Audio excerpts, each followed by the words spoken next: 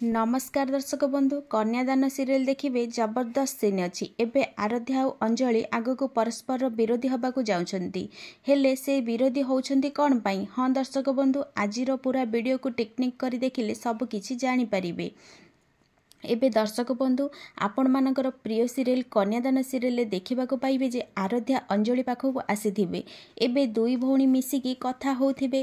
अंजलि आराध्या को कहिबे आराध्या राजीव आग अपेक्षा बहुत बदली गलणी आउ तांकर बहुत शत्रु भी सृष्टि हो गलणी।